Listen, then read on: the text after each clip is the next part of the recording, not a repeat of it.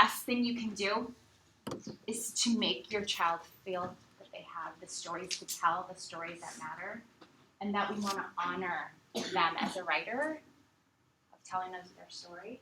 But you heard the way I read it. I read it like it was gold. I read it, and I didn't take some acting class before I was presenting here. I really was trying to get a sense of how that child felt. And sometimes the children have to learn how to read their writing with like it's gold. But sometimes they'll read it like Lucy says, a curmudgeon. When my dog died, I was, So learning to read it like gold is something that we also teach our children as well. So if there's anything else to take away from today, actually this is this, right? Is honor, this is the best thing you can do, is to honor your child as a writer. Listen to their stories like they're gold.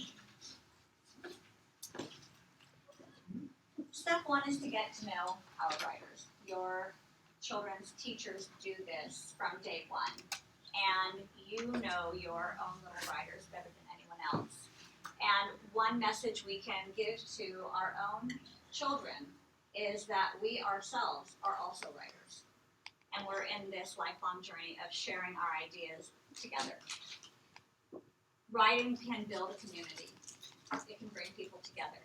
We see this through not only newspapers and blogs and websites, but we also see it through individual letter writing, card sending, texting, and emailing. Getting to know your writer develops relationships and it develops trust. I'm wondering if this is a good time for me to tell my Speed Lavelle story. Yeah. So my husband Steve is an English teacher at high school. He's very good at English. He's a very good editor. I created a Shutterfly book for my family a few years back. I worked so hard on it, and I was so excited. I took my laptop to my husband, and I said, could you take a look at this? I'm super excited to send this to my family. And he looked at it, and he said, this is horrible. And it took every fiber of my being to take a breath, and not yell at him, to take a breath and say, what do I need to do? Because in my head I'm thinking, what would I say to the students in my classroom?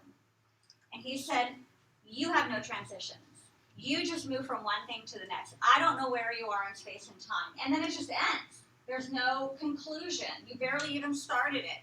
And I said, oh, okay. So I took my laptop back, worked on it for another bunch of hours. I took it back to him, but this time I said, I need you to say something nice first. And then tell me what I need to fix. And he laughed and he said, okay, I can do that. And he did. And what was amazing, he was right. He was completely right in all the feedback that he gave to me. But his delivery made me feel about that big. And I'm telling you this story because we're going to talk about this more this morning. But the first thing you want to do is to give your child a compliment when they bring something to you that they've written. And so this is what teachers are also kind of cultivating in the beginning of the year. It's not about, let's dive down and get into mechanics, get your pencils out, your journals out.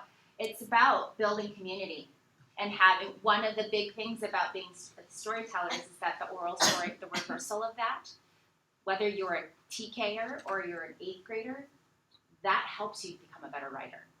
Professional writers orally rehearse and story tell before they get their ideas down as well. So that's something that we bring in, and that developing relationships and trust, the teacher has to do that with your child. So they build those relationships with one another in the classroom, with each other as peers, but also the teacher getting to know your child through their stories. Because I know sometimes as a parent, I have 2 children in this, that go to Alta Vista and Union Middle. I want the teacher to know more about my child than just them sitting in the chair, right? And I can't tell them the whole story because they don't need to. But through the stories that they write and what they write, they can get to know them. And so that's some of the things that the teachers who've been teaching through the end of the study have enjoyed, is learning about their kids through their stories as well. So thank you for doing that. So we wanted to, in this next slide here, explain to you what makes this units of study different than any of the different writing programs you've seen. It is our first writing curriculum that we have that is structured and has a spiraling scope and sequence from kindergarten through 8th grade. For TK, we have something where we're easing them into it, but through a show and tell piece. But for kindergarten through 8th grade, through the 3 genres, they have narrative, informative, and argument or opinion. And we wanted to kind of explain to you how it is different. One thing that you need to know going into this new unit of study is that your child has a lot of choice in what they choose to write about within the genre. So the teacher is not saying, write about anything. They teach mini lessons every day, and we'll talk about that. And then they'll say, because we're learning about narrative writing right now, that's our genre of study, we're going to write about true stories that have happened to you in your life. Except for 4th grade, where they get to make them up. And 7th grade. Yes. And so the teacher has control over the genre and is guiding your students through a very specific path to get to master that genre. But within that, they get to choose their topics. And that's huge, because when we get to choose what we write about, we enjoy that. I would rather write my snarky bachelor recap than filling out report cards. and we need to remember that when we give kids choice, they're more engaged and they're happier writers. So what Susan had mentioned is that each of the lessons, they're called sessions, start off with a teacher giving clear instructions. It's a mini lesson. The writing lesson the whole session would take about 40 minutes, maybe 45 minutes, but the teacher is doing a targeted mini lesson on one teaching point, so the kids can focus on today you will be learning how to, and then the kids practice that on the rug with the teacher, and then they have most of the time actually to sit and practice it in their own writing. So that's why the teacher's mini lesson is short and tight. Between 10 to 12 minutes. And as Shami just said, our writers get the bulk of their time to practice. And while the students are independently practicing, the teacher is meeting with children either individually or in a small group and talking to them about how it's going in their writing and what they need to work on next. And actually, one other note about the mini lessons, the coaching that the teacher does is very step-by-step and illustrated with mentor texts, with their own writing, maybe even using student writing samples. And so, I don't know if I'm sure you're in California, I've had swim teachers who would tell my kids, go down to the other end, and that's their swimming instruction. And that's so great, and I can really learn how to swim that way. But the one that we love going to, I could hear the coach saying, move your arms, lift them high to the sky, turn your head to the side, breathe when you need to take a breath. That's teaching my kids how to swim. And that's the kind of moves that the teachers are learning to teach their kids, the actual moves that writers do, professional writers. So this is pretty rigorous.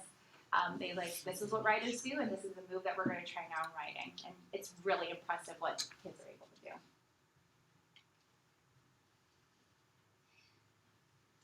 We spend the bulk of our time drafting, creating, writing, building our stamina and writing long, creating lots of volume in our writing. And we generate ideas at the onset so that we have different places to pull from in order to get started with our writing. That's the bulk of the time. Then, once the drafts are done, then we spend a lot of time revising, moving things around, changing words, making it sound better. And then the last piece is the fixing. It's the editing. It's the periods and capitals, spelling and spacing and penmanship. And then we celebrate. And the editing is with the lens of, you spend a day or two, or actually you kind of edit throughout the whole time. You can edit as you go. But we frame it so the kids understand that when you edit, you're getting ready to publish it, share with your friends, with us. So that's why we don't spend that much time on it, even though the conventions and things are important. Another important part of this curriculum is that they really push for real life purposes for writing. So they're learning these genres because they know that there's editorials, that there's reviews for products. They were writing, of course, stories, teaching books, poems. So they know that they have a real life purpose for a real audience as well. At the onset of the year, our teachers have worked really hard to help our writers be independent. The last thing we want as a teacher is 9 kids lined up behind us with a paper saying, how do you spell sandbox? We teach children starting the first day of the unit in kindergarten to stretch out words. What sounds do you hear? And what teachers have had to learn, and this is hard for us, is what you write on that paper is great. Whatever sounds you hear, great. The spelling doesn't have to be perfect in order to get ideas on paper. We find that some children are paralyzed because they want it to look perfect and they want it to look just right. And so what we emphasize is for them to write, express yourself. We want to take that fear of making mistakes out of the equation so that they can be independent and express themselves freely. We can work on the spelling later. Yes, for sure. And we do work on spelling. We do. But it's just, and so what Susan, there's a fancy term for that, is called approximation. We want the kids to be able to spell. We want to actually see how they spell based on what they know, and then whatever errors they make, that's how we know how to teach them for spelling later, and that is integrated as something. And plus, in the future, I have very smart friends that don't know how to spell very well. Spell check. So like, it's not the, you know what I mean? It's not going to be the be all end all of your child being a great writer. Because spell check. There's tools for that. And we do work on spelling at other times of the day, not during the writing workshop. We do fix spelling during the editing at the end of the piece, but we have words their way to address spelling instruction, and then during small group writing, there's word work embedded within those lessons, and spelling happens there too. So the clear goals and giving feedback, that's really the role of the teacher, and also even you. Is that the goals, the kids also start to set their goals. They look at their piece of writing, they do before the unit starts, they do a baseline piece, and then they just writing whatever the story that they write about it one time, where you, a true story about yourself, and they use it as a pre-assessment for the whole unit. And the students can say, this is what I want to work on, this is how I want to grow as a writer. And imagine for our middle schoolers, do we have any middle school parents in here? Great. The sense of agency that they'll have, knowing that, like, this is a goal that I have for myself, and this is how I want to grow. And because guess what, when they get to high school, the teacher just tells you, write a paper. There's no teaching of how to write the paper. We know that ends pretty much through middle school. So they need to be able to have that sense of agency and power over knowing what it is that they want to improve in their writing.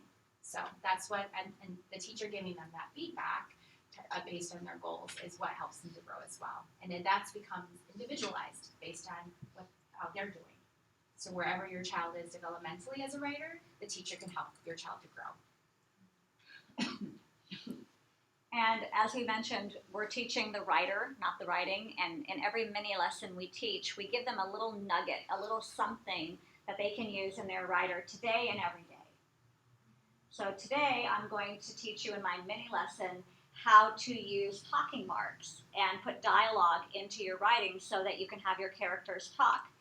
When you go to write independently today, you might not be putting quotation marks and dialogue into your writing, but you might tomorrow. And so we're teaching mini lessons for today and every day. I'm showing you how to do dialogue, everybody do dialogue, because it might not fit in their writing at that moment at that time. And it does transfer to other genres. So what they've learned from narrative goes into informative and opinion writing because they need to quote sources. So they need to know how to use quotation marks and dialogue to quote and cite their sources. So a lot of those skills transfer over from one genre to the other as well. This is a nice diagram to show what a writing workshop session looks like in terms of what's taught and how much time is devoted to it. As we mentioned, the mini lesson happens first. Our favorite thing to see is a rug space like this, and the kids come close and huddle up with the teacher, and the teacher has a book that they're sharing. Look what Mo Willems did in this book. Today I'm going to teach you how to Use different size fonts in your writing. Let's take a look at this. Okay, let's practice for about 10 or 12 minutes. And then the teacher will say something like, okay, off you go. And then everybody heads to their writing spot in the classroom, and it's quiet. And there might be a little bit of hum with writers talking to each other, getting ideas, or sharing thoughts, but it's pretty quiet in the room. And while that is happening, the teacher is either working with a small group of kids who need support in one particular area, or he is popping around and meeting with kids one-on-one, doing some goal setting and checking in and asking them, how's it going? What are you working on today as you're writing? And then, very important, at the very end is a quick share. And that could be all kids coming to the rug with their writing and getting with their writing partner, and you read to me and I read to you and we say nice things to each other. Or I might notice that Rachel used my teaching point in her writing today, so I might put it under the document camera with her permission and say, look, isn't this amazing? So there's a beginning, a work time, and then there's a wrap up at the end. And that's a way for the students to be able to learn from each other and to be able to get ideas from each other as well and grow. We wanted to show you what a mini lesson, that's just the beginning part of that session, looks like. So we're going to play. This is we call him our friend, even though we really don't know who he is. I feel like he's our best But friend. Larry, his name is Larry. He is going to show you a 5-minute mini lesson.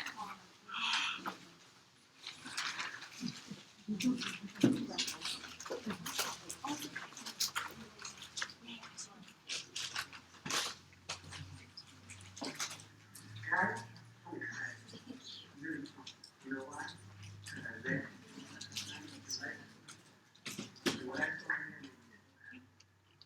I'm going to tell you exactly what I saw. I saw you writing longer and stronger. I saw you writing meaningful stories and true stories.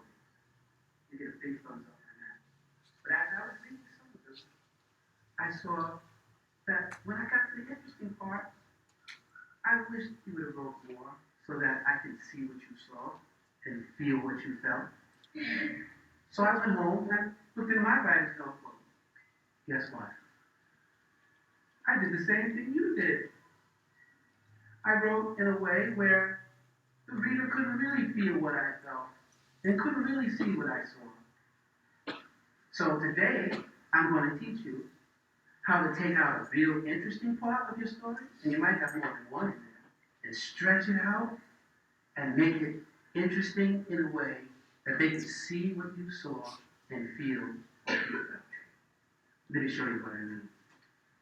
I wrote a story in my writer's notebook about the time I was riding my bike down Snake Hill in Central Park.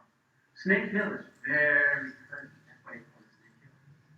And so, I was riding my bike and I was going faster and faster down the hill, and all of a sudden, the front wheel hit a rock and I fell.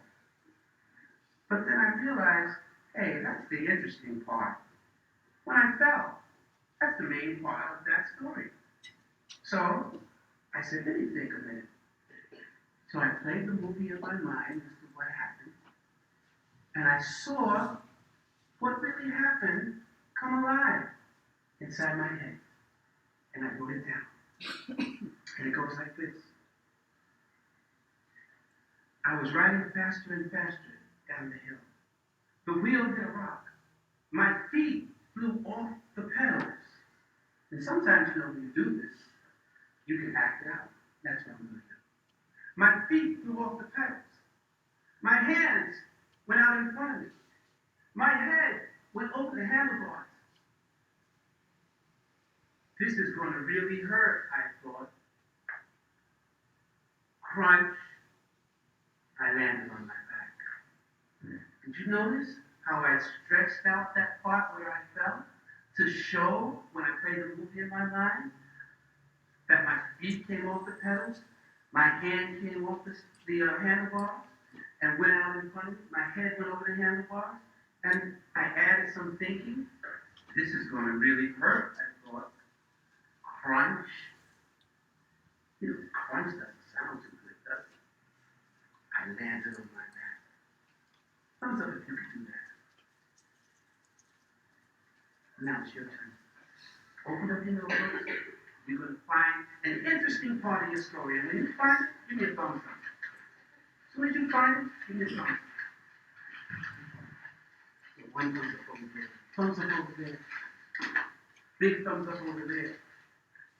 Okay, good. Look at all these thumbs up. Now I want you to take your pencil and I want you to put a box around that interesting part. Your box around the interesting part. If it's the whole thing, then do it.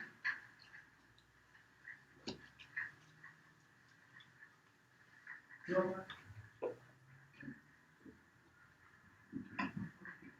Let me see some interesting parts we have here.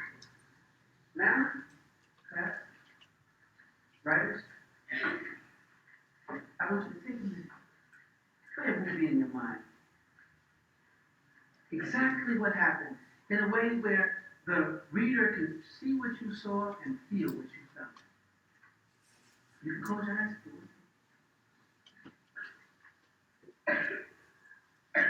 When you get that movie, give me a thumbs up.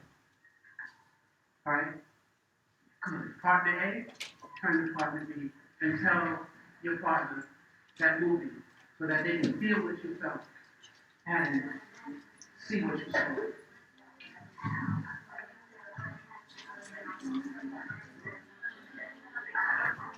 Right? It's a great, great story.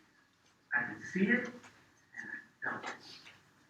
So writers, today and every day, one thing you can do to make your story more interesting is to take that interesting part and stretch it out so that the reader can feel it and the reader can see it. Thumbs up. You can do that. Now, I want you to remember, when you go back to your seat, I want you to use all the strategies we learned in making our writing better. Not just this one. Okay? Good. Watch me now.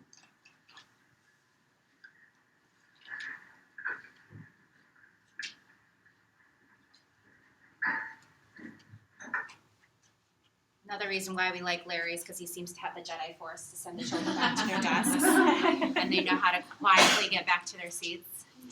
Another reason we love Larry so much is because he puts his whole self into that lesson and is really talking to them on a very personal and equal level. He's talking to them as if they're just like him and they're in this whole process together. So, parents, we'd like for you to turn into your tables and think about what Mr. Larry did in his lesson. That if you were a child in his classroom, would you understand what to do in your writing piece? How to make your writing better? What did he do? What did you notice? Go ahead and talk amongst yourselves. I have a quick question. Sure. Not sort of related, but like, are they doing this? I have a couple of fourth graders and second grader. Are they? It seems like they've only done like one or two of these this year. So, as far as the communication I'm getting, are they doing this? Obviously not on a daily basis. Is it weekly? Is it monthly? Is it 3 times per year for the different genres? So we have, there are actually in K through 5, there are 4 units. But we only, ask the teachers this year because this is part of the adoption unit. So Okay. this year they were asked to teach 1 unit first, like Okay. of the units of study. Okay. And if they wanted to continue on, which we have quite a number of teachers who want to continue on with the other genres. So that's why you've only seen 2. It's about the end of the second trimester, or 1 Yeah. narrative. But then the Okay. other writing has happened with the teachers either using something that they've used before. It's the plan this year, 1 unit narrative, next year 2, and then the third year Okay. for all 3. Okay. And it's taught 3 days a week. That's what At I was, minimum. that's what I was wondering. Okay, so the mini lessons are 3 times a week. Yep. Oh, okay. We simply don't have time in our school day to teach writing every day. We would like that. In a perfect world, we would be able to do a mini lesson every day. But we live in the real world where other things take our time in the classroom. So, And the 2, unit- definitely 3 times a week. And the units are about 6 weeks long, depending on how you spread it out. In middle school though, 6th through 8th grade, the teachers that I've worked with, they've done it for them, the ELA teachers, some of your 6th graders have ELA and social studies, but they split the quarter, the 9-week quarter, where one part of the quarter is devoted to a focus on reading, and then the second half of the quarter is on writing. or vice versa, depending on the team. So right now, the 6th grade team at UMS is about to begin their argument unit for units of study. So that doesn't mean no reading happens, because obviously you do some reading with a lens here, and it doesn't mean any writing isn't happening during the reading time, but it's just, it helps them when they have the one period to teach writing, instead of an open-ended day. Yes. So I know that some of the schools in Union School District no longer have RTI programs, but is this taught in language arts class, in RTI class, or with their home? I think it's just like because at least At least we flex for reading, and it's taught in everybody's flex class.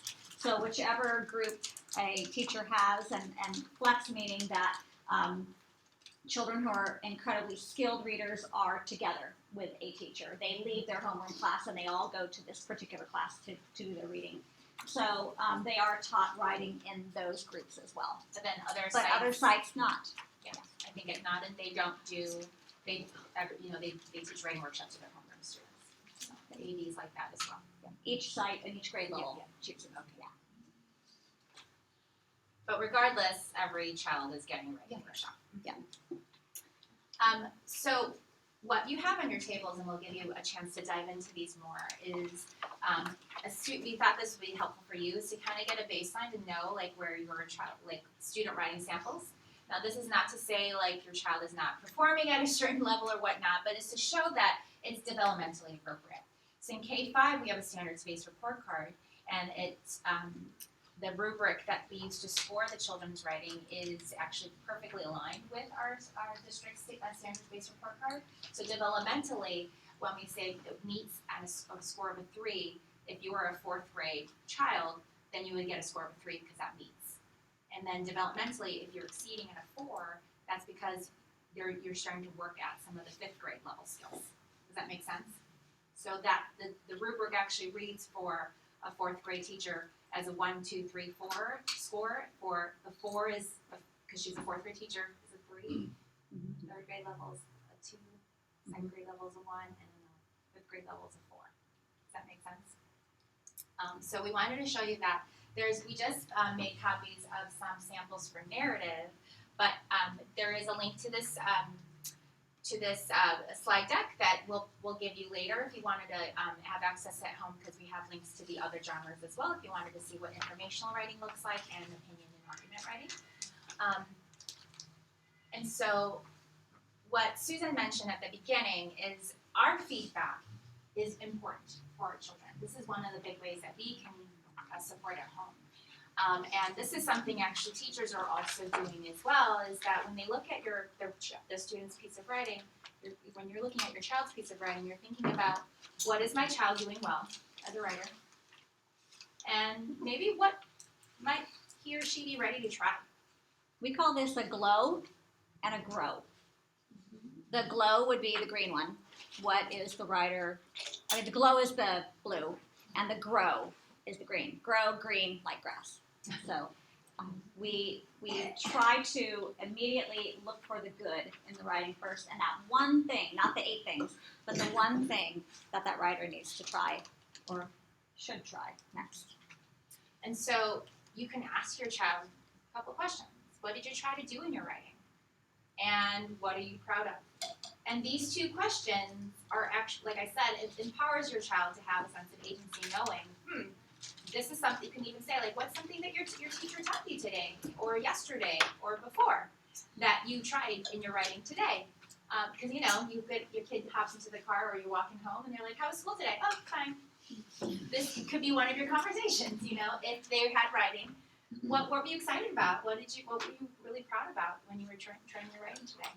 So at this point, are we going to have them look at their packets In just a moment. in just a moment? Okay, jumping ahead, sorry. Yeah. So the compliments we wanted to say, compliments are not facetious. Not just to say, wow, you used a red pen, great. Like, it's supposed to help the writer. So instead of saying this is a great piece of writing, that's focusing on the writing. You can try these compliments. You worked really hard on this. I noticed that you wrote a lot. I like the way that you organized your writing. I could really follow you all the way through this piece. You made me feel happy when you wrote about how much you love the way I tuck you into bed. You're the kind of writer who really pictures the story in your mind and you put all of those details onto your page. That's my favorite line. You're the kind of writer who. It just makes them feel like they're true writers, they're authors, and they are. So yes, at this point, we're going to give you an opportunity. We have more copies of the student writing samples. It's for you to, if you could share them. They're spread out there. We have samples from TK all the way up to 8th grade in that packet. They're stapled together by the grade level samples. And if you feel that you'd like to, partner up with somebody and think of a compliment that you could give to a writer in that packet. Practice writing your compliment. You're going to notice the grade levels in tiny print at the bottom of the page in case you're curious about how old the writers are. Some of these are very funny.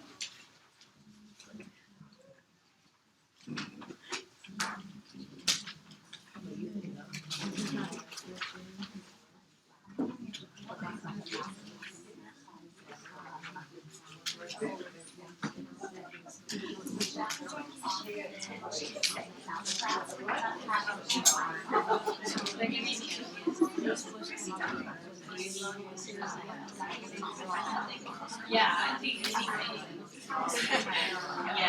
I think I'm fine.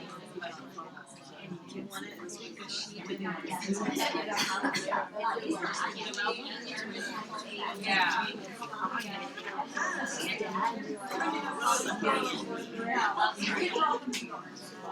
Yeah.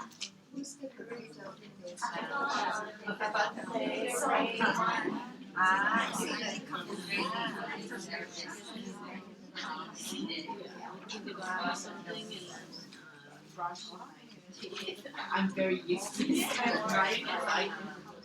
It's like what?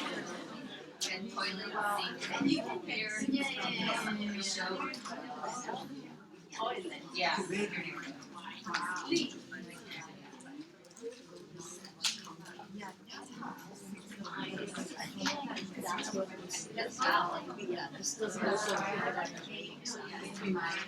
So maybe it's just the What's the number?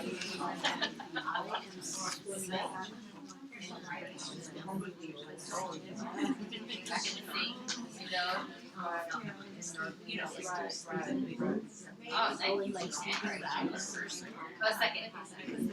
It's cute, but I don't know what to say. Right.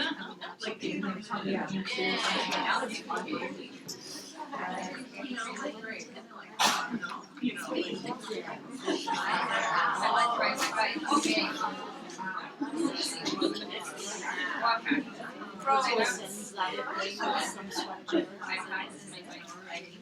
This is me. Good job to myself. And then I said, then mom said, practice. You enjoy the pieces? Yeah. Then I started.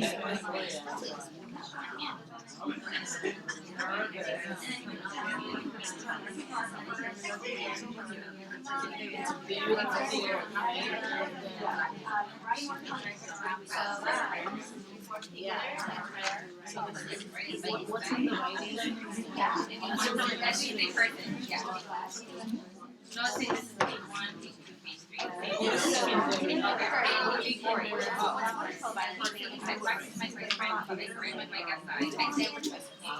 So the kids are very great to learn about and maybe writers physical writers. They actually are getting papers. So at the beginning, 1 page is really long to read. And it's like, oh, that makes so much sense because you give them 1 paper and some, and you'll know actually across your out. We also encourage them to draw pictures. Yes, sometimes actually even that page, not even mine. Because we want to see what type of story they have, even though we get sometimes like if they want a picture in one, and then the entire choice of one picture, that's what we do. So we treasure beginning working on that. And then maybe even that will add later, especially when they're older, second grade. They know that we actually tell them to show movement, not just stick figure like this. And that we're not teaching them to be great scientists, but you show them a difference in there's like a stick figure art that I like how for my students show like a leg lift, show that you're running, falling on the ground, or sitting down, and that tells positioning for and then the transition right. So they really do those between 1 and 3 where they start to add more pages and maybe they have those choices. And then third grade they do animals or depending on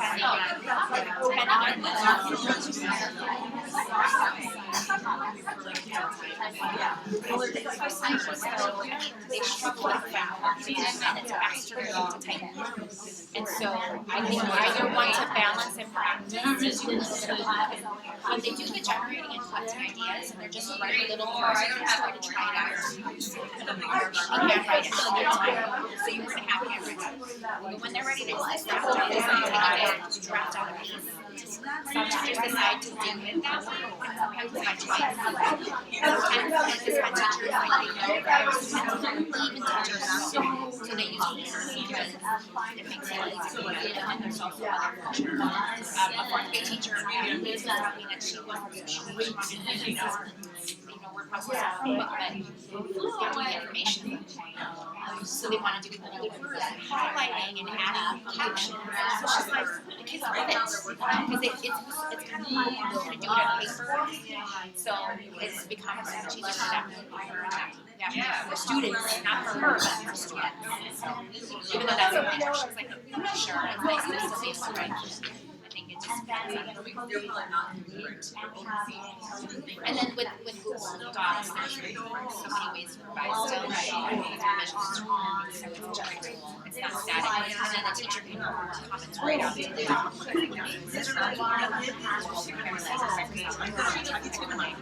that's pretty much the same thing as paper, right? What all are your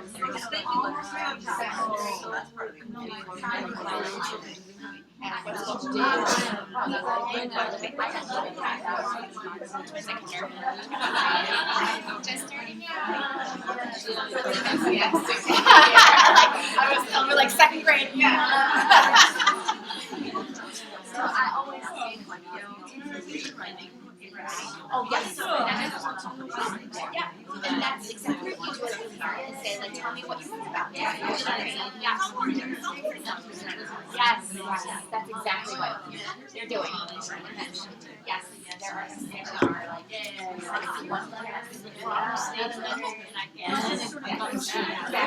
exactly. There's still time for starting. That's why I love and then all right, Randy. Before we finish the rest of our presentation, I'm curious if you have some thoughts. We would love to hear if you thought of a compliment. We'd love to hear if you have some thoughts about what you read in this writing. We're wondering if you have something you'd like to share out. Or if you just have questions, please feel free to ask questions.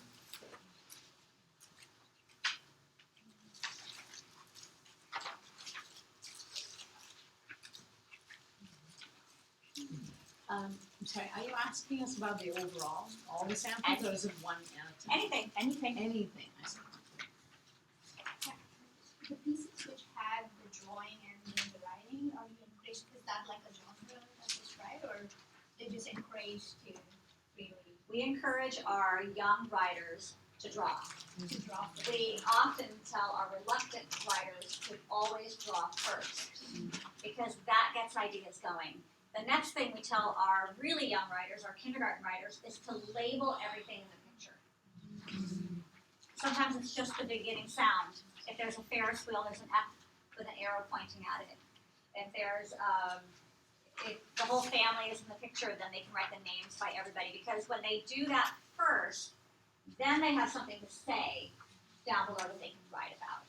So yes, we do our storytelling with pictures, definitely. And even in second, third, fourth grade, we've got students who have a hard time getting started, so we give them a special type of paper that has room for an illustration so that they can do that first. And if you notice that papers look different, in kindergarten, the paper choices, you want to talk about that? Absolutely. In kindergarten, we offer children lots of different paper choices. Some kindergarten writers just need a big space for a picture.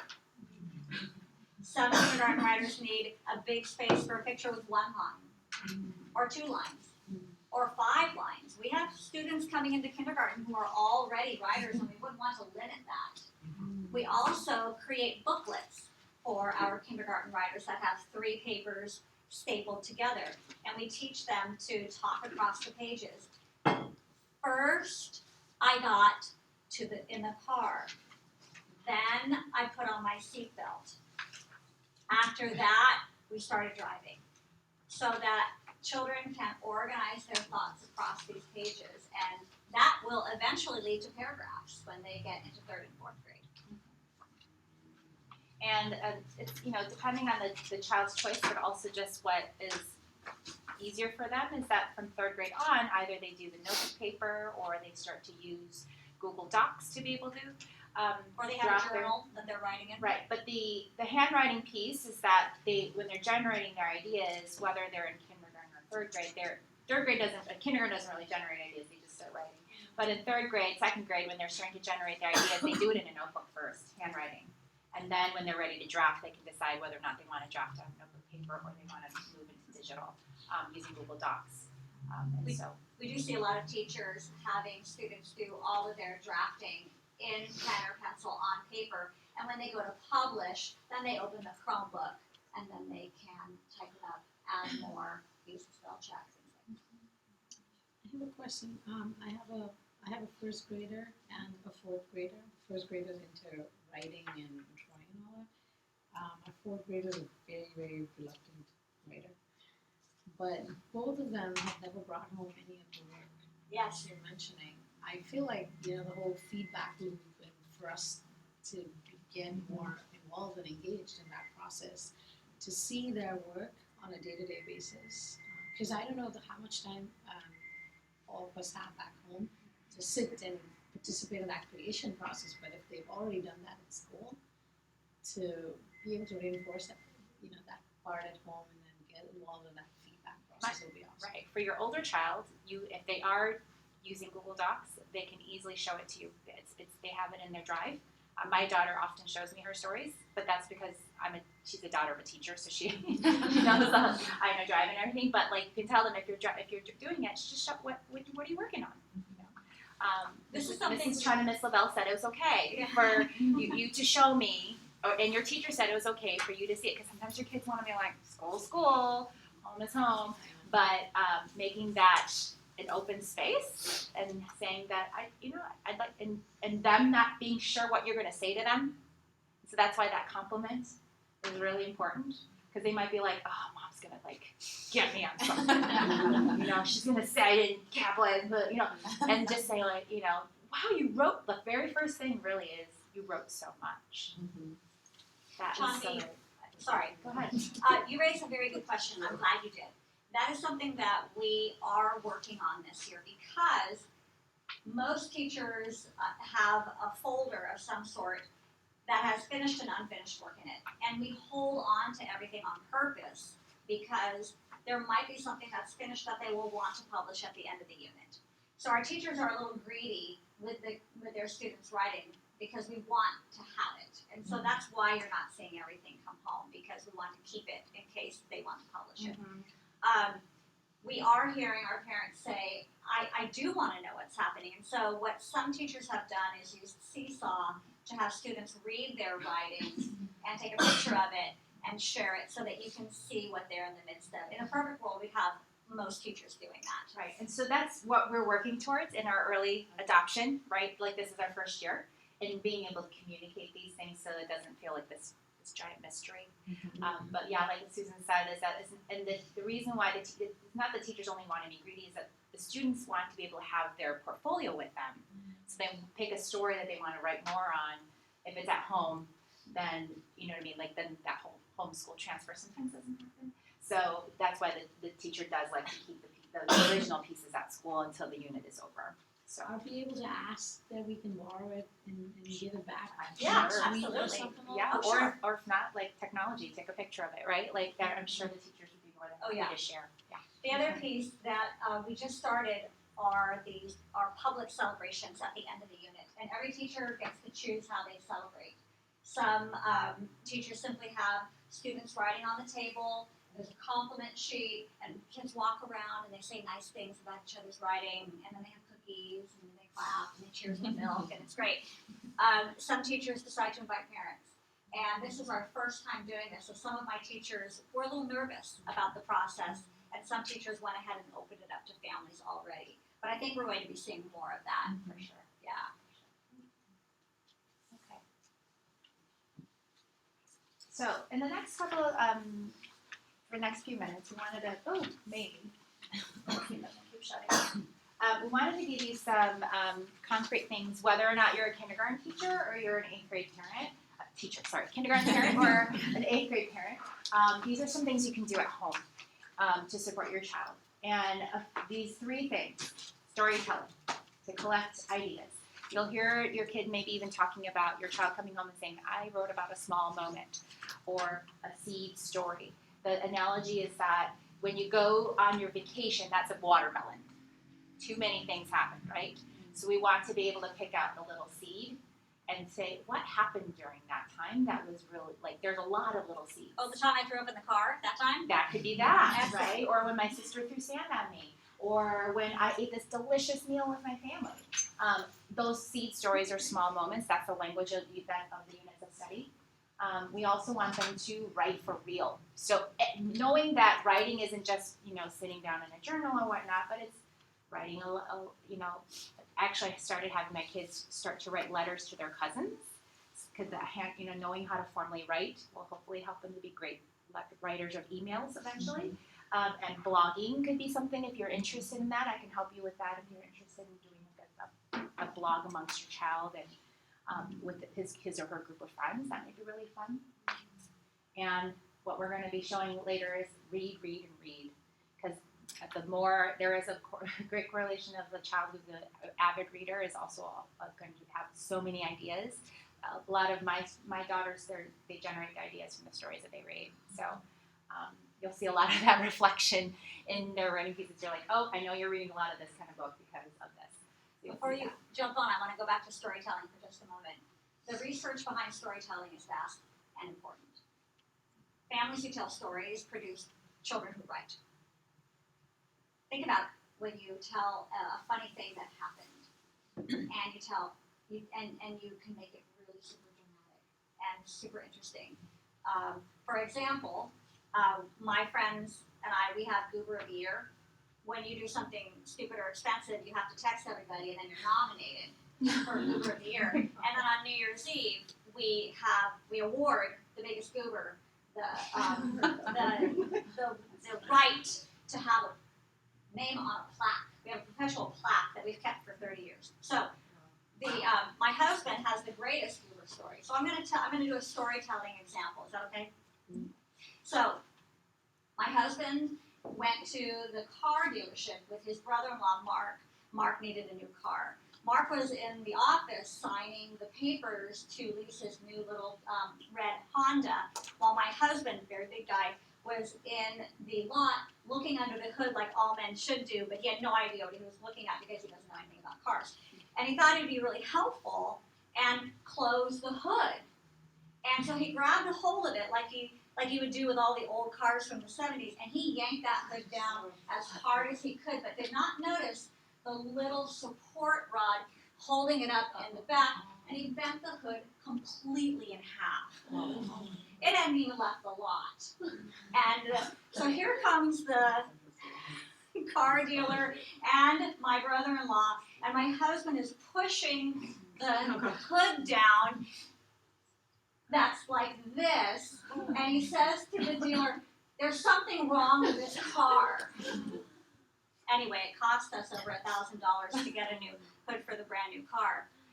But telling stories like that, beginning, middle, end, people, conflict, drama, ending, will help your children write their own stories. In the other genres of beyond narrative, because we know that they're going to be writing essays for their college applications someday, is that you want them to show their expertise. They're a Lego master. Tell Minecraft master. They know everything about BTS, the band. Tell them tell me everything you know. What's something special about this band? Or, sometimes it's a way for you to also get an access into their minds of what they like. Because sometimes as they get older, they don't always tell you that. Persuasion and argument. I know you don't want your child to argue with you more. That's not our goal. But if they want something, my daughter is really convinced she wants a bird. I'm not getting a bird. But I said, tell me everything you know about it. Convince me. And guess what she did? She went to the library and got a book on a budgie and was telling all these facts about budgies. Still no. But at least she was learning with reasons and evidence, right? Rehearsing ideas for stories is like that storytelling. And then just, can you tell me again? What happened? Oh, is there something else that happened? Can you tell me this bit by bit, that stretching out? And then revision is actually something that you can do. How many of you like to cook or bake? Or like to, are creators, artists, things like that? You can talk to your child as you're doing things together as a family, and talk about how you would I'm tasting this. I think I should add more salt to this, or I think I should take out something, or I'm building this and it doesn't look right. That's revision, and that whole problem solving is going to translate to their writing as well. So we're going to try to go through this a little faster than we had planned. But a tool that's really important is reading with your child. And what we call it in the writing workshop is a mentor text. Because a published author has, and obviously not just any kind of writing, but a quality writer is going to have some writing moves that you would want to try to emulate yourself. So, you have your child who says, I don't know what to write about. Well, there's ideas in these kind of books. Or what do good writers do? Well, we can learn from this mentor text. So do you want to talk about Knuffle Bunny? Well, Knuffle Bunny or Knuffle Bunny, you pick. Any great picture book is loaded with what we call craft moves. Things that authors do to make their writing special. And in Knuffle Bunny, Mo Williams does many things. Here are just 4 of them. So what he does a really nice job of is telling the story bit by bit. Trixie and her daddy went down the block through the park. Isn't that interesting that each part of the story is on a different page?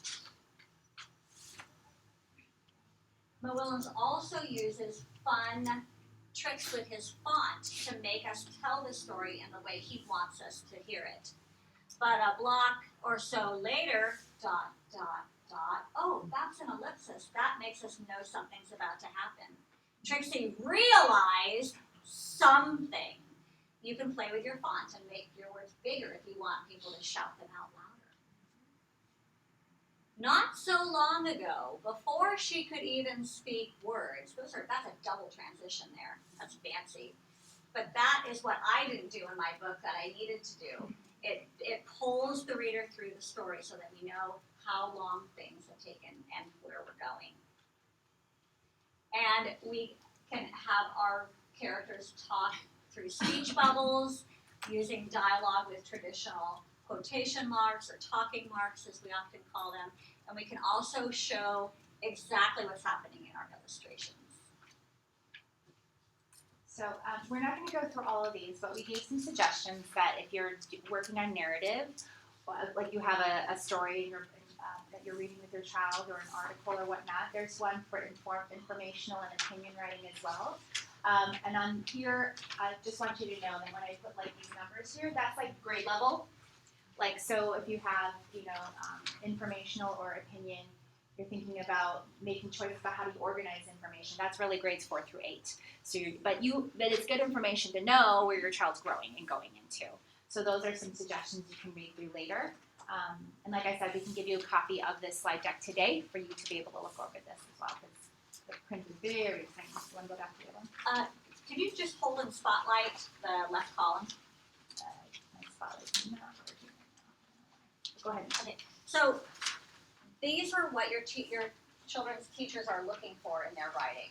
And the rubric that we use to score the writing has all of these categories and a few more. Just so you know the lens that your teachers are looking at the writing. We're looking for all of these things.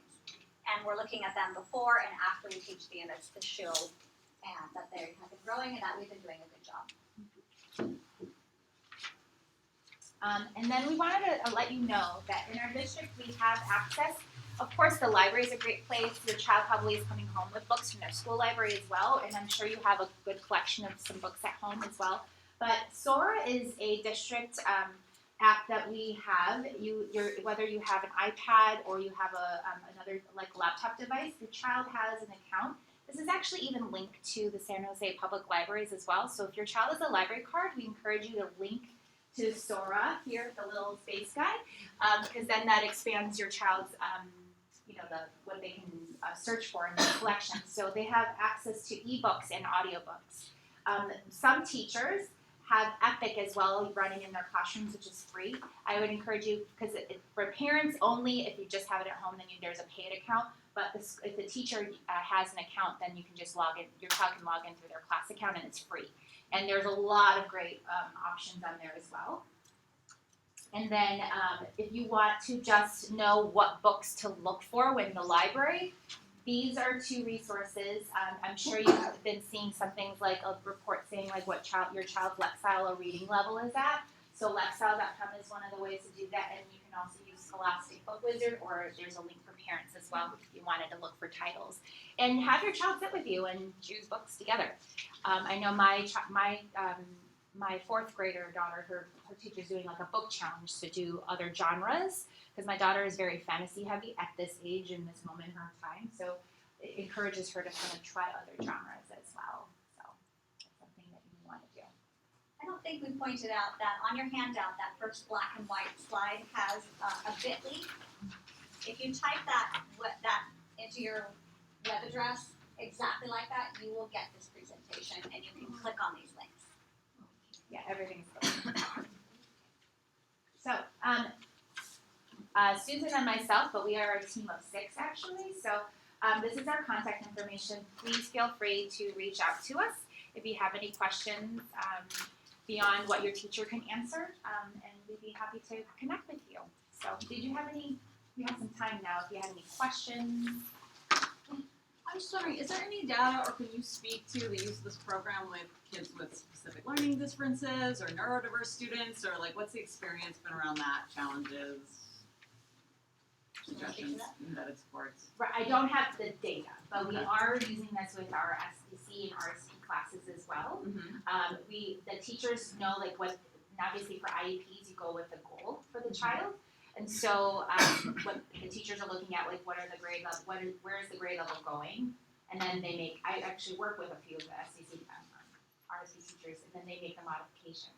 And if anything, for our English learners and our SPED students, there is so much concrete learning through this, it scaffolds them really, it teaches a teacher how to scaffold for them, for the diverse learners, in a way that I think is different than just you're right. And then we're working on exploring different tools like text-to-speech, and stuff like one of the SC teachers at AD actually, she likes to use, not SCC, RSP teachers at AD likes to use Google Docs because they can use text-to-speech as an option to start to generate their ideas and things like that. There's other tools like that. I'm sorry, what's RSP and S? Those are the I SPED. don't understand any of it. RSP stands for Resource Specialist Program. and then SCC survey. For children who have difficulties learning, they get extra help through our resource program. I see. One thing I love about writing workshop as opposed to a traditional writing program that we've used in the past is that it encourages us to take the writer where they are and move them forward. And so our writers don't feel less than in any way. And the teachers are constantly thinking, using checklists and rubrics, okay, what next for this child? And we move them from where they are toward where we want them, right? And in fact, it's not like the teachers are always able to know what is expected before and after, but we just, at our last staff, we meet with our staff at every site, all the elementaries and middle school. We talked about, we use the tool that's provided with Units of Study as a learning progression. So knowing what's expected for narrative from TK all the way up to 9th grade. So the teachers can get a sense of where their students are as a whole, where they should be going, but then also individually where they're at to help them to grow. So And where they came from. mm-hmm. I have a question about the beloved Tim Trader. He loves to read, except when it comes to writing, he's in 4th grade. He won't put pen down more than 2 sentences about anything. And it's been a struggle. Is there a way we can check into one of those programs? I mean, the rest of his curriculum is fine, but writing-wise, I don't know how much of an effort I've made as a parent also. Because I don't know how to push him forward. He talks a lot, he reads, but then he just doesn't like to write. Without getting too specific on one child, but let's do that for a moment. Is Is there it a hard way we can? physically? Is it hard physically for him to write with a Say that pen? again, please. Is it hard for him to move the pen? Oh, Is it no, physically hard for it's him to about write? interest and He needs to start writing about things he loves a lot, and we need to make him do that. I know that sounds a little forceful, but learning to write long is like learning how to work out at the gym. We're building stamina as writers, and so if he's writing 2 sentences, that's a great start. But the next time you sit down to write, you need to try to write 3 sentences, and now try to write 4 sentences. It's developing the muscle memory to be able to do that. And by having him start with topics that he wants to write about, he's going to be able to gain that muscle memory stamina for his own writing. Right. And maybe it's not a story about himself, but maybe he's into Minecraft, and you say, you know what, like, I want to know, I don't know how to play Minecraft, and can you actually teach me how to do it, but I need to be able to read it when you're in bed, so you have to write it to me, and then use it as a purpose, right? Like, so then have them develop a manual, for you and how to Maybe it's do illustrated Minecraft. too. Illustrated, yeah. So whatever, start with what your child loves, and whether it's sports or whether it's a video game or whatnot. Food, yes. Thank you. It's a good question. Lots of good questions.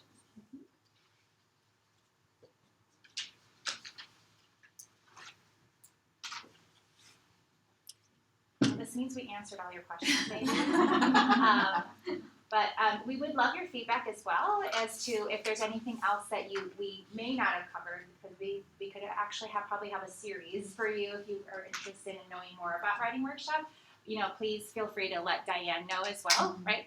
Yeah, I just want to give them a round of applause because they really, what you don't know is all the back kind of work that they do with our students, our teachers, and even planning for this workshop. They made sure it was relevant to you, and we do appreciate them. So thank you for coming. And this will also it's live streamed, so you can go onto our website and you can show it to your friends, other family members. So it is available. And we want to thank you for your time, taking this hour and 20 minutes out of your busy day. And I just thought of this. If you're writing yourself and you would like some feedback on your writing, you could email it to either Chanmi or myself, and we will always leave with a compliment. Because we want to know about you too. And that could be something special that you could start with yourself, and then that could bleed into your family. It's fun. Or even taking that chance yourself as showing your child, I don't always do this, but I want you to know that this is not easy for me. This is why we encourage I write myself. I'm not a professional writer, but I do that so that I can feel the struggle that the kids struggle with as well. That's why we all write. The teachers write. You write because it feels like, oh, we all know how to write. You have to do this now, kiddo. But no, we all, living through that experience with them helps them to know that you want to struggle and learn with them as well. So. And if writing is easiest in your primary language, do that. Yes, right? Writing it multiple with multilingual. That'd be awesome. I look forward to hearing from you. Thank you. Thanks again. Thank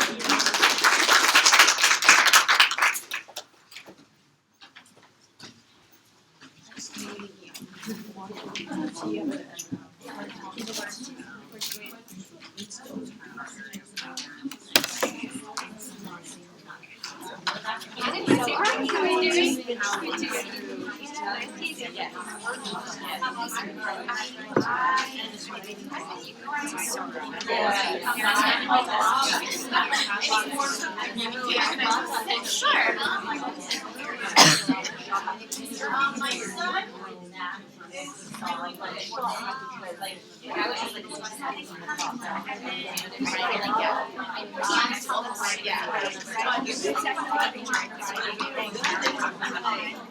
Especially